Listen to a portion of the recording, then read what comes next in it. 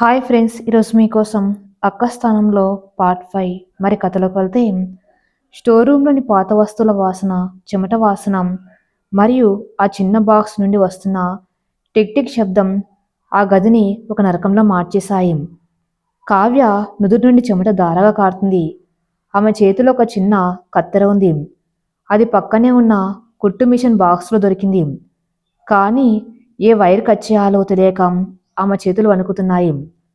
Kavya, time లేదు, నువ్వు వెళ్ళిపో. నన్ను ఇక్కడే ఉండని. ఈ బాంబు నా కోసమే పెట్టాడు. నేను చచ్చిపోతే ఈ సమస్యలన్నీ పోతాయి అని దివ్య ఏడుస్తూ కావ్యను బయటకు తోయడానికి ప్రయత్నించింది. పిచ్చి మాటలు మాట్లాడకక్క. నువ్వు చస్తే సమస్యలు పోవు, కొత్త వస్తాయి. మనం ఇద్దరం బతకాలి, లేదా ఇద్దరం చద్దాం. అంతే. కావ్య మొండిగా అక్క చేతిని పట్టుకుంది. ఆమె బాంబు వైర్లను నిశితంగా పరిశీలించింది.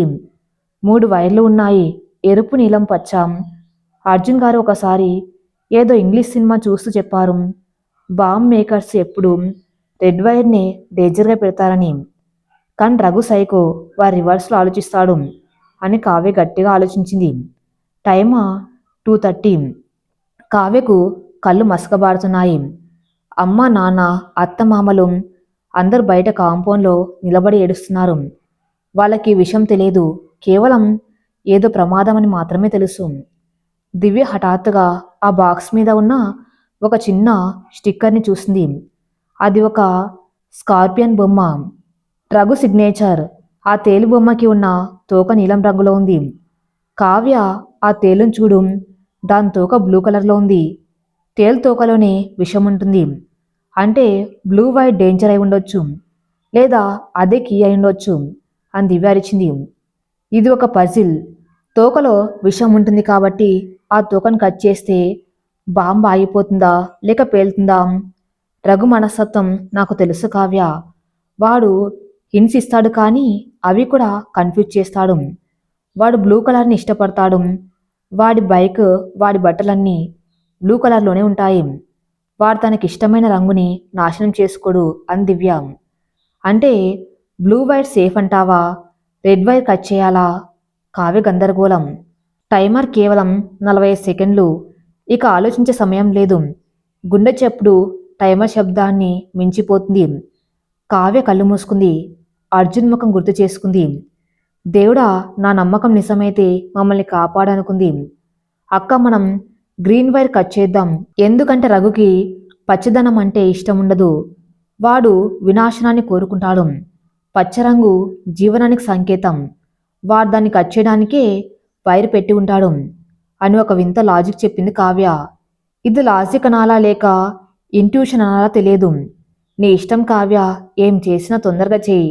దివ్య కళ్ళు మూసుకుంది. టైమా 00100009. కావ్య కత్తెర్ను గ్రీన్ వైర్ దగ్గర పెట్టింది.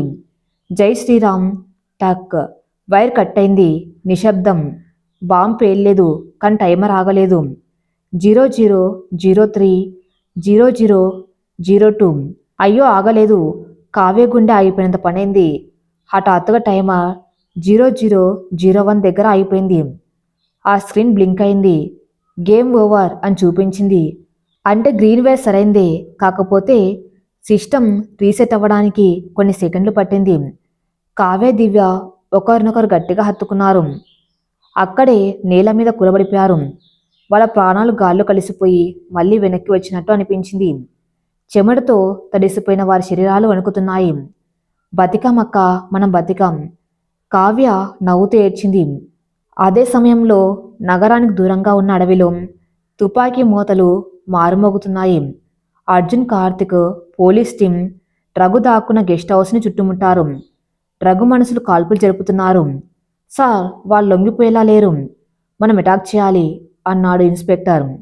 అర్జున్కి ఒక్కటే ఆందోళన. రఘు పంపిన వీడియోలో బాంబు టైమర్ గుర్తుంది. ఇంకా సమయం లేదు. ఇక రఘుని పట్టుకుంటేనే అక్కడ బాంబు కోడ్ ఏమైనా దొరుకుతుందేమో అని అతని ఆశ.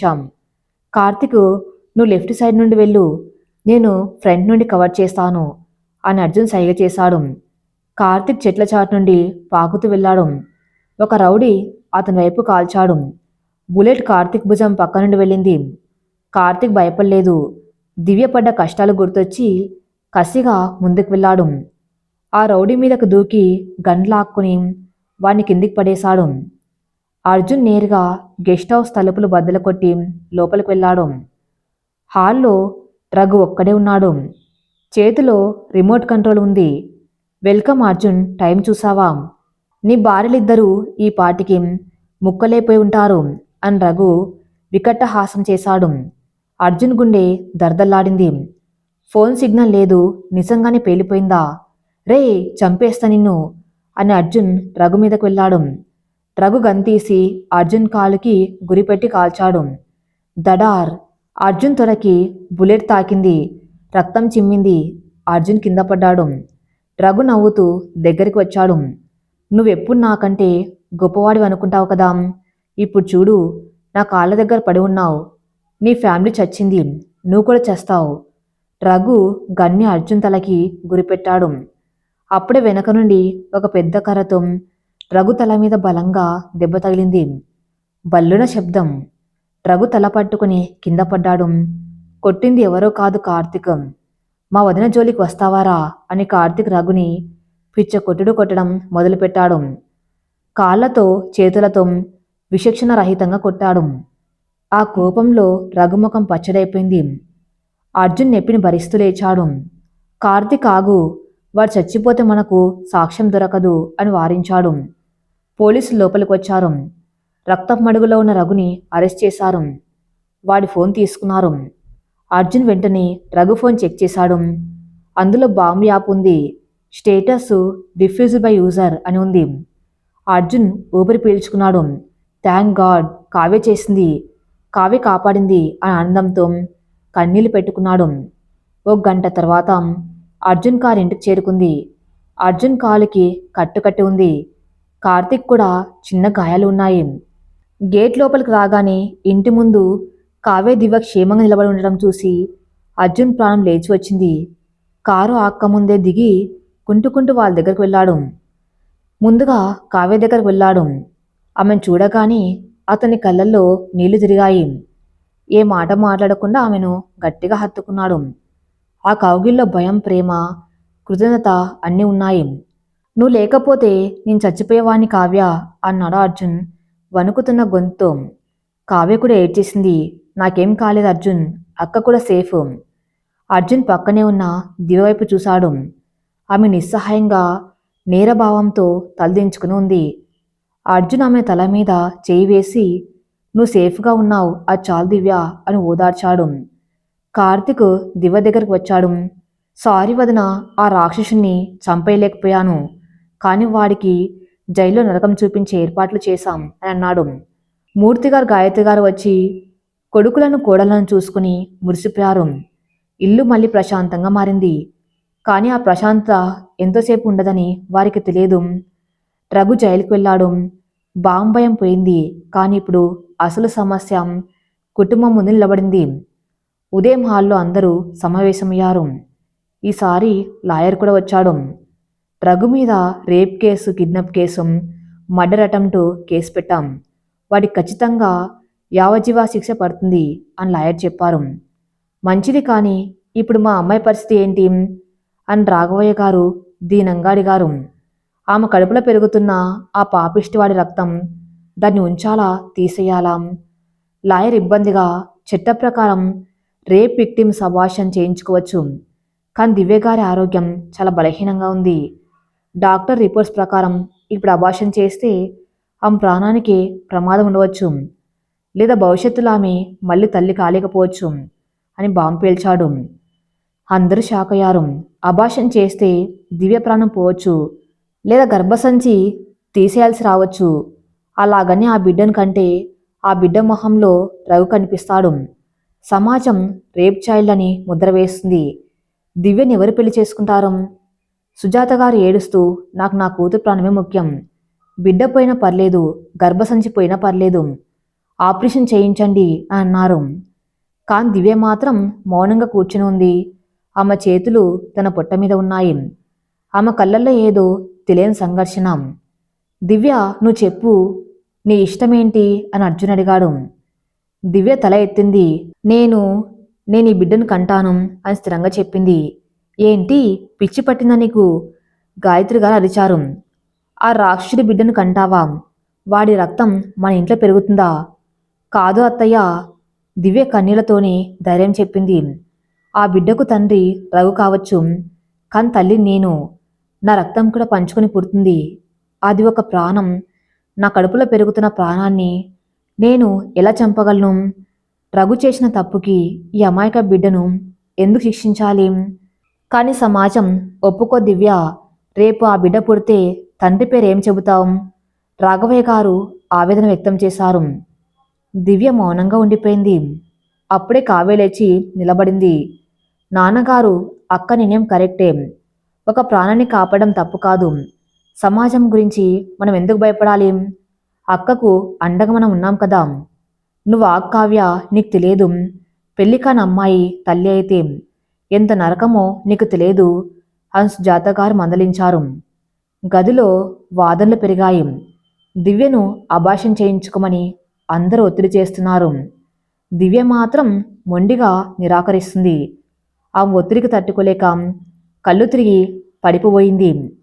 కార్తీక్ పరుగున వెళ్ళి ఆమెను పట్టుకున్నాడు. ఆగండి, అందరూ ఆపండి అని కార్తీక్ గట్టిగా అరిచాడు. అందరూ ఆశ్చర్యంగా చూశారు. కార్తీక్ దివ్య భుజం చుట్టూ చేయి వేసి నిలబెట్టాడు. వదిన కాదు, దివ్య గారు ఆ బిడ్డను కంటారు. ఆ బిడ్డకు తండ్రి పేరు గురించి మీరు బాధపడవలసిన అవసరం లేదు. ఎందుకంటే కార్తీక్ ఒక క్షణం ఆగి అందరి వైపు చూశాడు. ఎందుకంటే నేను దివ్యని పెళ్లి చేసుకుంటాను. ఆ బిడ్డకు నా పేరు ఇస్తాను. గదిలో బాంబు పేలినప్పటికంటే ఎక్కువ నిశ్శబ్దం ఆవహించింది. అర్జున్, కావ్య తల్లిదండ్రులు అందరూ శిలల్లా మారిపోయారు. కార్తీక్, ఏం మాట్లాడుతున్నావు? స్పృహలో ఉన్నావా? అర్జున్ అడిగాడు. అవునన్నయ్య, పూర్తిగా స్పృహలో ఉన్నాను. దివ్య నాకు వదినగా పరిచయమైంది. కానీ ఆమె మంచితనం, ఆమె పడ్డ కష్టాలు చూశాక ఆమె పట్ల నాకు గౌరవం పెరిగింది. ఇప్పుడు ఆమె తీసుకున్న నిర్ణయం చూశాక ఆమెలోని మాతృమూర్తి నాకు కనిపించింది.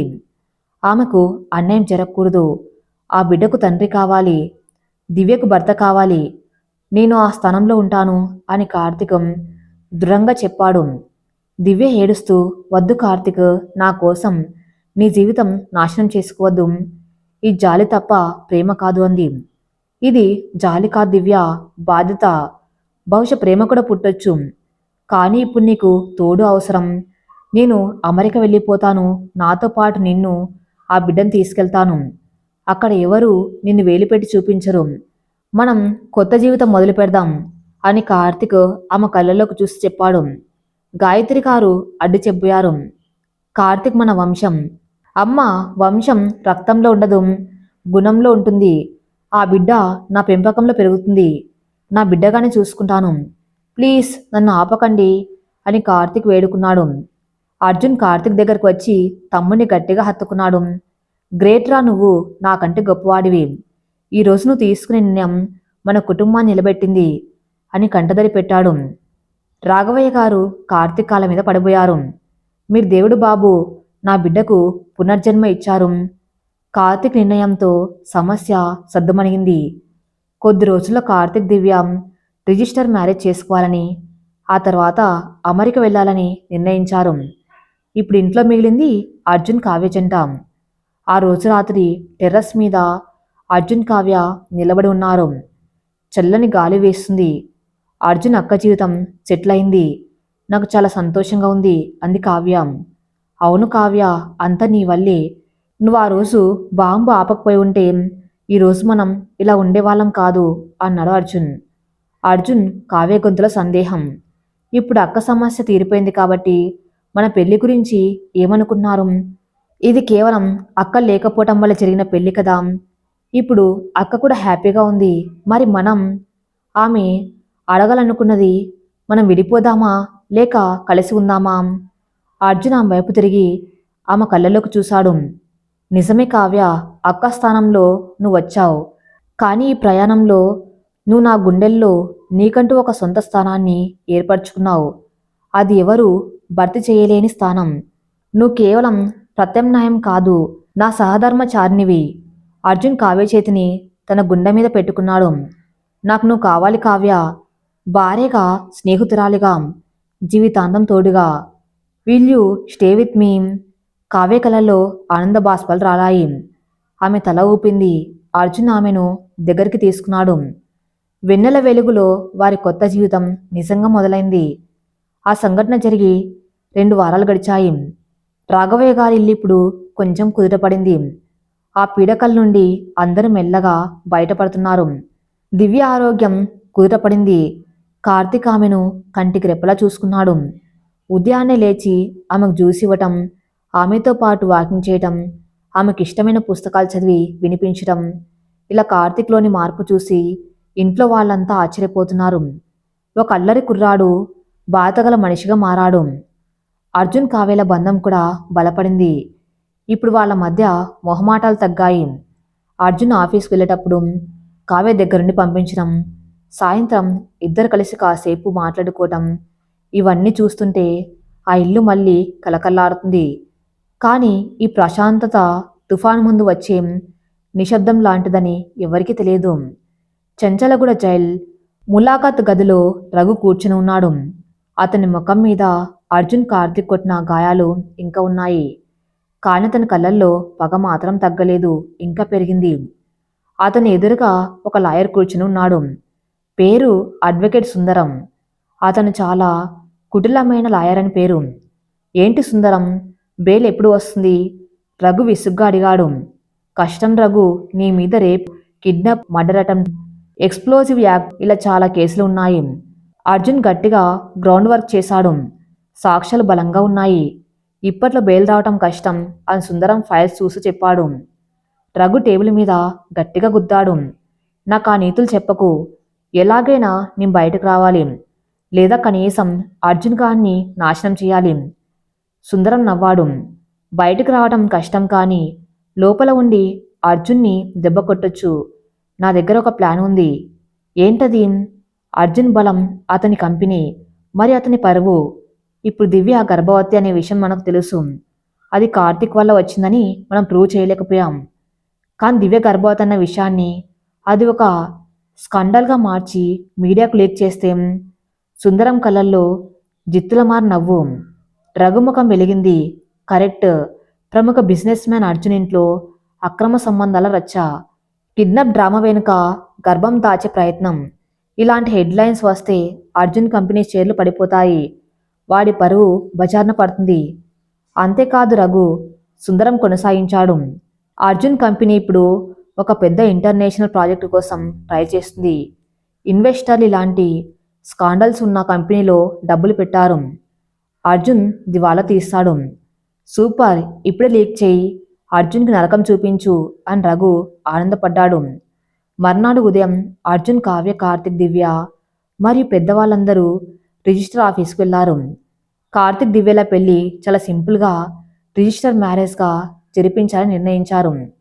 ఆర్భటాలు చేస్తే జనం దృష్టి పడుతుందని, దివ్య పరిస్థితి దృష్ట్యా ఇది మంచిదని అనుకున్నారు. దివ్య లేత రంగు కాటన్ చీర కట్టుకుంది. ఆ ముఖంలో పెళ్లి కల కంటే ఒక రకమైన కృతజ్ఞత భావం ఉంది. కార్తీక్ ఆమె పక్కన నిలబడి రిజిస్టర్లో సంతకం చేశాడు. దివ్య కూడా సంతకం చేసింది. కంగ్రాట్స్ అని అర్జున్ కార్తీక్ని హత్తుకున్నాడు. కావ్య దివ్యను కౌగిలించుకుంది. ఇప్పుడు నువ్వు అధికారికంగా మా ఇంటి కోడలివి దివ్య అని గాయత్రి గారు ఆశీర్వదించారు. అత్తయ్య గారు మొదట్లో విముఖ చూపిన కార్తీక్ మొండిపట్టు వల్ల, దివ్య మంచితనం వల్ల మెల్లగా మారుతున్నారు. అందరూ సంతోషంగా బయటకు వచ్చారు. కానీ గేటు బయట ఒక షాక్ ఎదురు చూస్తుంది. పదుల సంఖ్యలో మీడియా కెమెరాలు, రిపోర్టర్లు అక్కడ ఉన్నారు. అదిగో అర్జున్ గారు వచ్చారు ఆయన అంటూ మైకులు పట్టుకుని మీద పడ్డారు. అర్జున్ షాక్ అయ్యాడు. ఏంటిది, వీళ్ళకి ఇక్కడికి వస్తున్నామని ఎవరు చెప్పారు? ఒక రిపోర్టర్ మైక్ అర్జున్ ముఖం దగ్గర పెట్టి అడిగాడు. అర్జున్ గారు, మీ మరదలు దివ్యగారి పెళ్లికి ముందు గర్భవతి అని, ఆ విషయం దాచడానికి కిడ్నాప్ డ్రామా ఆడారని సోషల్ మీడియాలో వార్తలు వస్తున్నాయి. ఇది నిజమేనా? మరొక రిపోర్టర్, ఆ కడుపులో ఉన్న బిడ్డకు తండ్రి మీ తమ్ముడు కార్తీక్ అని, అందుకే ఇప్పుడు హడావిడిగా పెళ్లి చేస్తున్నారని అంటున్నారు. దీనికి మీ సమాధానం ఏంటి? మరొకరు, మీ మాజీ ప్రేయసి గర్భవతి అయితే మీ తమ్ముడికిచ్చి పెళ్లి చేయటం వెనుక మీ హస్తముందా? ప్రశ్నల వర్షం కురిపిస్తుంది. కెమెరా ఫ్లాష్లు మెరుస్తున్నాయి. దివ్య భయంతో వణికిపోయింది. ఆమె కళ్ళు తిరిగి పడిపోయేలా ఉంది. కార్తీక్ ఆమెను గట్టిగా పట్టుకున్నాడు. అర్జున్కి కోపం కట్టలు తెంచుకుంది. షటప్! ఎవరు చెప్పారు మీకు ఈ చెత్త వార్తలు? ఇది నా పర్సనల్ మ్యాటర్. దారి వదలండి. కానీ మీడియా వాళ్ళు వదలలేదు. ప్రజలకు నిజం తెలియాల్సా? మీ కంపెనీ షేర్ హోల్డర్సు ఆందోళన చెందుతున్నారు. అర్జున్కి అర్థమైంది, ఇది రఘు పని. జైలు నుండి వాడు వేసిన స్కెచ్ ఇది. కార్తిక్ దివ్యను అమ్మ వాళ్ళని తీసుకుని కారులో వెళ్ళు, నేను చూసుకుంటాను అని అర్జున్ అరిచాడు. కార్తిక్ కావ్య కలిసి దివ్యని కారులోకి ఎక్కించారు. సెక్యూరిటీ గార్డుల సహాయంతో కారును ముందుకు పోనించారు. అర్జున్ మీడియాను అడ్డుకొని అక్కడ గొడవ పడవలసి వచ్చింది. ఇంటికి వచ్చాక వాతావరణం వేడెక్కింది. టీవీల్లో బ్రేకింగ్ న్యూస్లు వస్తున్నాయి. ప్రముఖ వ్యాపారవేత్త ఇంట్లో రాసలీలలు, అక్క గర్భం, చెల్లి కాపురం, తమ్ముడి త్యాగం. అసలు కథ ఏంటి? న్యూస్ ఛానల్స్ వాళ్ళు దివ్య, అర్జున్, కార్తిక్ ఫోటోలు వేసి ఇష్టం వచ్చినట్లు కథనాలు అల్లుతున్నారు. దివ్య తన గదిలో తలుపు వేసుకుని ఏడుస్తుంది. నా వల్లే, అంత నా వల్లే, నేను చచ్చిపోతే ఈ సమస్యలుండవు అని మళ్ళీ అదే మాట అంటుంది. కావ్య తలుపు కొడుతుంది. అక్క తలుపు తీ, వాళ్ళు ఏదో రాసుకుంటారు, మనకు నిజం తెలుసు కదా. హాల్లో మూర్తిగారు తల పట్టుకుని కూర్చున్నారు. అర్జున్ ఫోన్ మోగుతూనే ఉంది. ఇన్వెస్టర్స్, పార్ట్నర్స్ అందరూ కాల్ చేస్తున్నారు. షేర్ మార్కెట్లో కంపెనీ విలువ దారుణంగా పడిపోతుంది. అర్జున్ ఫోన్ కట్ చేసి సోఫాలో విసిరేశాడు. ఆ రఘు అని చంపేయాలి, వారికి జైలు శిక్ష సరిపోదు. కార్తిక్ కోపంగా అన్నాడు. అన్నయ్య, నేను వెళ్ళి ప్రెస్ మీట్ పెడతాను, ఆ బిడ్డ నాదే అని అబద్ధం చెబుతాను. అప్పుడైనా దివ్య పరువు నిలబడుతుంది. వద్దు కార్తిక్, కావ్య అడ్డుకుంది. నువ్వు అబద్ధం చెబితే అది రేపెప్పటికైనా బయటపడుతుంది. పైగా దివ్య క్యారెక్టర్ని ఇంకా తప్పుగా చూపిస్తారు. మనం నిజమే చెప్పాలి. రఘు చేసిన పని బయట పెట్టాలి. రేప్ విక్టమ్ పేరు బయట పెట్టకూడదు కావ్య, చట్టం ఒప్పుకోదు. పైగా దివ్య తట్టుకోలేదు అని అర్జున్ నిస్సహాయంగా అన్నాడు. సాయంత్రం అర్జున్ ఆఫీస్కి వెళ్ళాడు. అక్కడ బోర్డ్ ఆఫ్ డైరెక్టర్స్ మీటింగ్ పెట్టారు. అర్జున్, నీ పర్సనల్ లైఫ్ వల్ల కంపెనీ ఇమేజ్ డ్యామేజ్ అవుతుంది. ఫారిన్ ఇన్వెస్టర్స్ డీల్ క్యాన్సిల్ చేసుకుంటామంటున్నారు. నువ్వు సీఈఓ పదవి నుండి తాత్కాలికంగా తప్పుకుంటే మంచిది అని ఒక సీనియర్ డైరెక్టర్ మొహమాటం లేకుండా చెప్పాడు. అర్జున్కి షాక్. నేను తప్పుకోవడమా? ఈ కంపెనీని నిలబెట్టింది నేను. ఒక ఫేక్ న్యూస్ వల్ల నన్ను దిగిపోమంటున్నారా? ఇది బిజినెస్ అర్జున్, ఎమోషన్స్కి ఇక్కడ ప్లేస్ లేదు. షేర్లు పడుతున్నాయి, నువ్వు దిగిపోతేనే మార్కెట్ స్టేబుల్ అవుతుంది అని మిగతా వాళ్ళు కూడా అన్నారు. అర్జున్కి వేరే దారి లేకపోయింది. సరే, నేను రిజైన్ చేస్తాను, కానీ గుర్తుపెట్టుకోండి, నేను మళ్ళీ వస్తాను. నా పరువు, నా కంపెనీ రెండు తిరిగి సాధించుకుంటాను అని ఛాలెంజ్ చేసి బయటకు వచ్చాడు. అర్జున్ ఇంటికి వచ్చేసరికి పూర్తిగా కుంగిపోయాడు. తన జీవితం, తన కష్టం, తన కుటుంబం అన్నీ ఒక్కసారిగా కూలిపోతున్నట్లు అనిపించింది. రాత్రి భోజనాలు ఎవరు చేయలేదు. అందరూ మౌనంగా ఉన్నారు. అర్జున్ బాల్కాన్లో చీకటి వైపు చూస్తూ కూర్చున్నాడు. కావ్య ఒక ప్లేట్లో అన్నం తీసుకుని అర్జున్ దగ్గరకు వెళ్ళింది. అర్జున్, కొంచెం తినండి, మీరు నీరసపడిపోతే మమ్మల్ని ఎవరు చూసుకుంటారు అని బ్రతిమలాడింది. అర్జున్ ఆమె వైపు చూశాడు. అతని కళ్ళల్లో నీళ్లు ఉన్నాయి. నేను ఓడిపోయాను కావ్య, రఘు గెలిచాడు. వాడిని జైల్లో పెట్టినా వాడు నా సర్వం నాశనం చేశాడు. నా కంపెనీ పోయింది, నా తమ్ముడి పెళ్ళి రచ్చ అయింది, నా భార్య పరువు పోయింది. కావ్య ప్లేట్ పక్కన పెట్టి అర్జున్ పక్కన కూర్చుంది. ఆమె అతని చేతిని తన చేతుల్లోకి తీసుకుంది. మీరు ఓడిపోలేదు అర్జున్. ఒక యుద్ధంలో ఒక దెబ్బ తగిలితే ఓడిపోయినట్లు కాదు. రఘు మన పరువు తీయగలడు, డబ్బు తీయగలడు, కానీ మన బంధాన్ని, మన ధైర్యాన్ని తీయలేడు. ఇప్పుడు ఏం చేయగలం కావ్య? మీడియా మొత్తం మనకు వ్యతిరేకంగా ఉంది. కావ్య లేచి నిలబడింది. ఆమె కళ్ళల్లో ఒక కొత్త వెలుగు. మనం మౌనంగా ఉండటమే తప్పు అర్జున్. ఆ మీడియాకు, ఆ రఘుకి మనం సమాధానం చెప్పాలి, కానీ మాటలతో కాదు, చేతులతో. ఏం చేద్దామంటావు? రేపు దివ్య, కార్తిక్ అమెరికా వెళ్ళరు. ఇక్కడే ఉంటారు. మీరు CEO పదవికి రాజీనామా చేశారు కదా, పర్లేదు, మీరు సొంతంగా కొత్త కంపెనీ స్టార్ట్ చేయండి. లేదా ఆ కంపెనీలోనే మెజార్టీ షేర్లు కొని మళ్ళీ కింగ్లా వెళ్ళండి.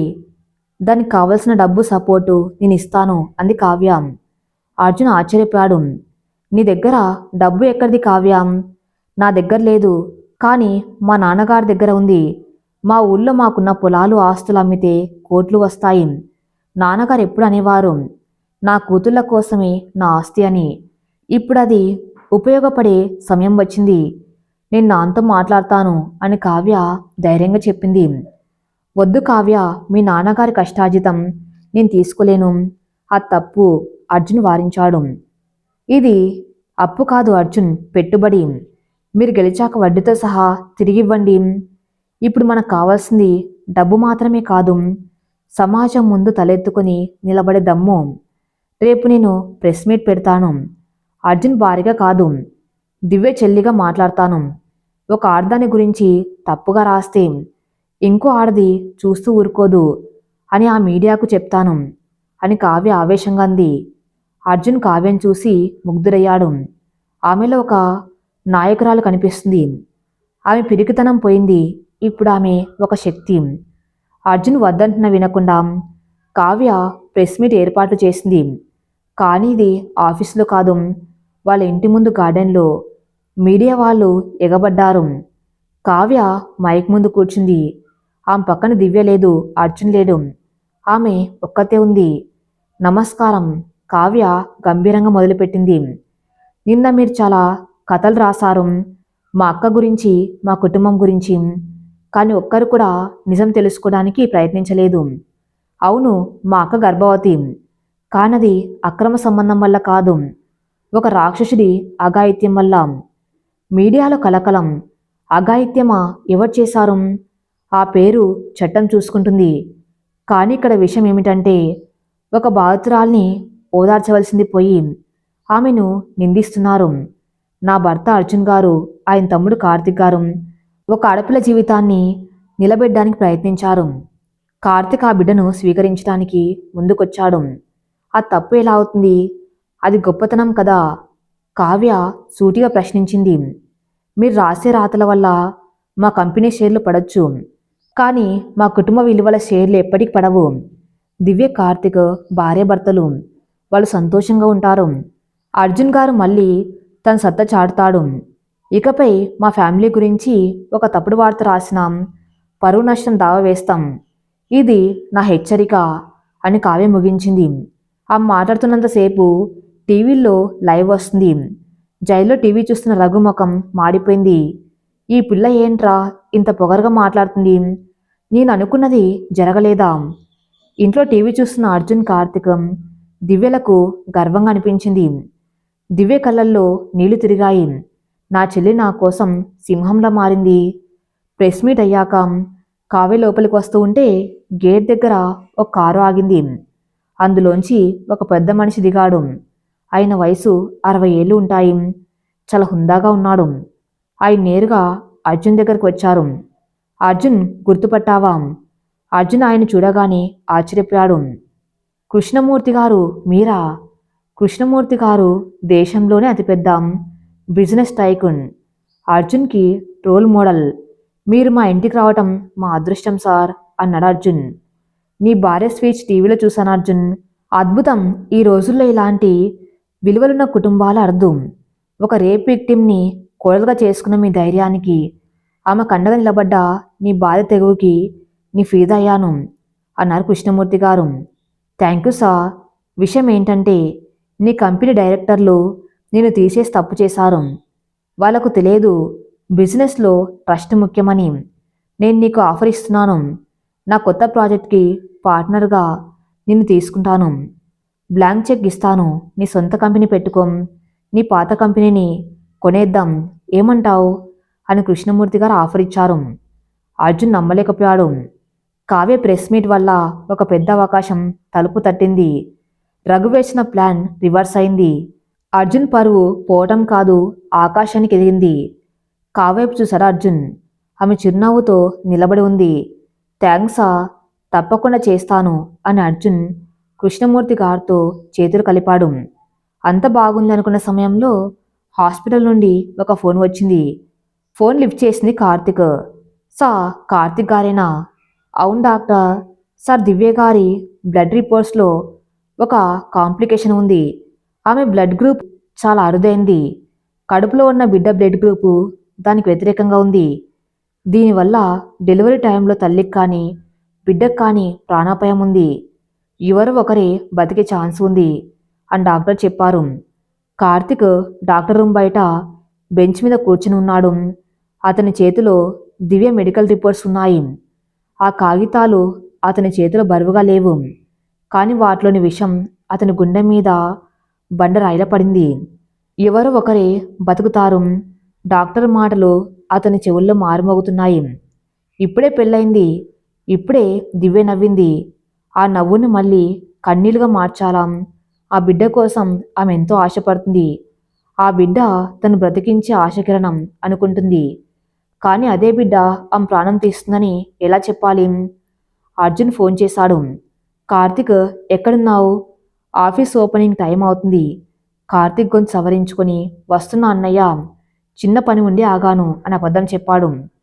ఇంటికి వెళ్ళే దారిలో కార్తిక్ మనసులో ఒకటే సంఘర్షణ. దివ్యకు నిజం చెప్పాలా? చెబితే ఆమె షాక్ అవుతుంది. చెప్పకపోతే చివరి నిమిషంలో ఆమెను కోల్పోయే ప్రమాదం ఉంది. చివరకు ఒక నిర్ణయానికి వచ్చాడు. ముందు అర్జున్ కావ్యలకు చెప్పాలి. వాళ్ళు సలహా తీసుకోవాలి. కృష్ణమూర్తి గారి సహకారంతో అర్జున్ కొత్త company AK group office opening చాలా ఘనంగా జరిగింది. పాత కంపెనీ డైరెక్టర్లు అసూయగా చూస్తూ ఉండగా అర్జున్ కావ్య కలిసి రిబ్బన్ కట్ చేశారు. కావ్య చాలా హుషారుగా ఉంది. ఆమె ఆనందం చూస్తూ ఉంటే కార్తిక్ మరింత బాధేసింది. ఈ ఆనందం ఎంతోసేపు ఉండదు అని అతనికి తెలుసు. ఫంక్షన్ అయ్యాక అందరింటికి వెళ్లారు. కార్తిక్ అర్జున్ని, కావ్యని తన గదిలోకి పిలిచాడు. దివ్య అప్పటికే అలసిపోయి నిద్రపోతుంది. ఏమైంది కార్తిక్, డల్గా ఉన్నావు? కావ్య అడిగింది. కార్తిక్ ఆ రిపోర్ట్స్ టేబుల్ మీద పెట్టాడు. అన్నయ్య, వదినకు ఒక సమస్య ఉంది అని డాక్టర్ చెప్పిన విషయం చెప్పాడు. అర్జున్ షాక్ అయ్యాడు. వాట్, ప్రాణాపాయమా?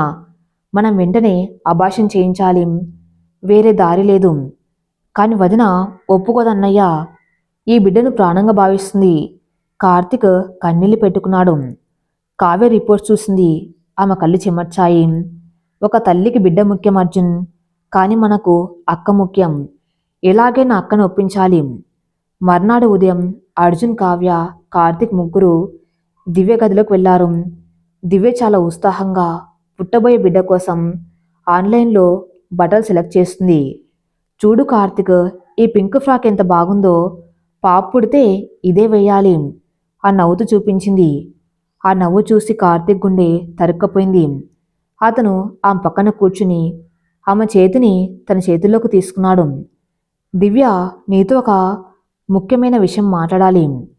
దివ్య అతని ముఖంలో సీరియస్నెస్ చూసి ఫోన్ పక్కన పెట్టింది. ఏమైంది కార్తిక్, అంతా ఓకే కదా? కార్తిక్ తడబడుతూనే విషయం చెప్పాడు. దివ్య, డాక్టర్లు రిపోర్ట్ చూశారు. నీకు నీకు ఈ ప్రెగ్నెన్సీ వల్ల ప్రమాదం ఉంది. డెలివరీ టైంలో బ్లీడింగ్ ఆగపోవచ్చు. నీ ప్రాణానికే ముప్పు రావచ్చు. అందుకే అందుకే డాక్టర్లు అబార్షన్ చేయించమని సజెస్ట్ చేస్తున్నారు. గదిలో నిశ్శబ్దం. దివ్య ముఖంలో నవ్వు మాయమైంది. ఆమె కళ్ళు శూన్యంలోకి చూశాయి. అంటే నా బిడ్డను చంపేయమంటున్నారా? ఆమె గొంతులో జీవం లేదు.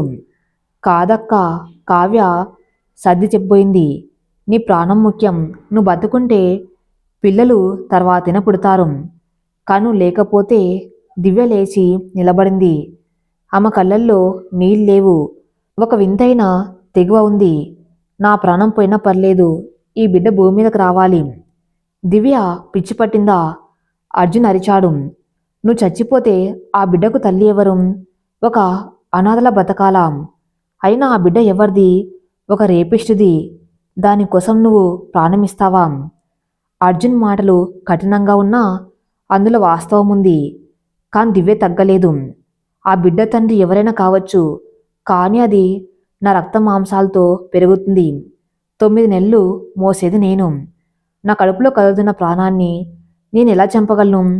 ఒకవేళ నేను చనిపోతే కావ్య ఉంది కదా, నా చెల్లి నా బిడ్డను చూసుకోదా? దివ్య కావ్య వైపు చూసింది. కావ్య, నాకు మాట ఇవ్వు. ఒకవేళ నాకేమైనా అయితే ఈ బిడ్డను నీ బిడ్డలు పెంచుతావని మాట ఇవ్వు. కావ్య బోర్న ఏడ్చేసింది. అక్క, ఇలాంటి మాటలు మాట్లాడకు. నేను నిన్ను పోగొట్టుకోలేను. కార్తీక్ దివ్య కాళ్ళ మీద పడ్డాడు. దివ్య, ప్లీజ్ నన్ను ఒంటరివాణ్ణి చేయకు. నేను నిన్ను ప్రేమించాను. నువ్వు కావాలి నాకు, బిడ్డ కాదు. దివ్య కార్తీక్ని లేపింది. కార్తీక్, నువ్వు నన్ను ప్రేమించింది నిజమైతే నా నిర్ణయాన్ని గౌరవించు. అమ్మతనానికి మించిన ప్రేమ లేదు. నన్ను బ్రతికుండగానే చంపొద్దు. ఈ బిడ్డ పోతే నీ మానసికంగా చచ్చిపోతాను. దివ్య మొండితనం ముందు ఎవరు గెలవలేకపోయారు. ఆమె ప్రాణాన్ని పణంగా పెట్టి బిడ్డను కనడానికి సిద్ధపడింది. అర్జున్ ఊరుకోలేదు. దేశంలోని పెద్ద పెద్ద డాక్టర్లను సంప్రదించాడు. అమెరికాలోని స్పెషలిస్టులకు రిపోర్ట్స్ పంపాడు. చివరికి ఒక ఆయుర్వేద వైద్యుడు మరియు ఒక మోడ్రన్ గైనకాలజిస్ట్ కలిసి ఒక కొత్త ట్రీట్మెంట్ ప్లాన్ చెప్పారు. చూడండి అర్జున్, ఇది చాలా రిస్క్, కానీ ఒక ఇంజెక్షన్ కోర్సు ఉంది. ఇది రక్తాన్ని గడ్డ కట్టించి శక్తిని పెంచుతుంది. ఇది వాడితే డెలివరీ టైంలో బ్లీడింగ్ కంట్రోల్ అయ్యే ఛాన్స్ ఉంది. కానీ దీనివల్ల సైడ్ ఎఫెక్ట్స్ ఉంటాయి. పేషెంట్కి చాలా పెయిన్ ఉంటుంది. భరించగలరా అని డాక్టర్ అడిగారు. దివ్య వెంటనే ఒప్పుకుంది. నా బిడ్డ కోసం ఏ నరకమైనా భరిస్తాను. ట్రీట్మెంట్ మొదలైంది. రోజు ఇంజెక్షన్స్ అవి వేసినప్పుడల్లా దివ్య నరకం చూసేది. జ్వరం, ఒంటి నొప్పులు, వాంతులు. ఆమె శరీరం చిక్కిపోతుంది. కానీ ఆమె మనోబలం మాత్రం తగ్గలేదు. కార్తీక్ ఆమె పక్కనే ఉండి సేవలు చేస్తున్నాడు. ఆమె బాధ చూసి తట్టుకోలేక బాత్రూంలోకి వెళ్ళి ఏడ్చేవాడు. కావ్య అక్కకు ధైర్యం చెబుతూ ఆమెకిష్టమైన కథలు వినిపించేది. నెలలు గడుస్తున్నాయి. దివ్య 7వ నెలలోకి వచ్చింది. సీమంతం చేయాలని ఇంట్లో వాళ్ళు అనుకున్నారు. అదే సమయంలో జైల్లో రఘుకి బెయిల్ దొరకలేదు. కానీ వాడు జైలు నుండి తన నెట్వర్క్ నడిపిస్తున్నాడు. లాయర్ సుందరం ద్వారా అతనికి దివ్య పరిస్థితి తెలిసింది. ఓహో, అమ్మగారు ప్రాణత్యాగం చేయటానికి రెడీ అయ్యారన్నమాట. గుడ్, ఆ బిడ్డ పుడితే దాన్ని కిడ్నాప్ చేసి మళ్ళీ డబ్బులు గుంజొచ్చు అని రఘు ప్లాన్ చేశాడు. కానీ ఈసారి రఘు టార్గెట్ కేవలం డబ్బు కాదు, అర్జున్ పూర్తిగా దెబ్బ కొట్టాలి. సుందరం అర్జున్ కొత్త కంపెనీ ప్రోడక్ట్ లాంచ్ ఎప్పుడు అని అడిగాడు. వచ్చే వారం రఘు కావ్య ఆర్గానిక్స్ అనే పేరుతో ఆర్గానిక్ ఫుడ్ ప్రాజెక్ట్స్ లాంచ్ చేస్తున్నారు. మార్కెట్లో మంచి హైప్ ఉంది. సరే, ఆ ప్రోడక్ట్స్లో విషం కలిపితే ఫుడ్ పాయిజనింగ్ కేసులు రావాలి. అర్జున్ జైలుకి వెళ్ళాలి. అప్పుడు దివ్య డెలివరీ టైంలో వాడు పక్కన ఉండడు. మనం ఆడుకోవచ్చు అని క్రూరమైన ప్లాన్ చెప్పారు రఘు. మరి తర్వాత ఏం జరగబోతుందో నెక్స్ట్ ఎపిసోడ్లో చూద్దాం. నెక్స్ట్ పార్ట్ కోసం నా ఛానల్ని ఫాలో అవుతూనండి. Thank you for listening.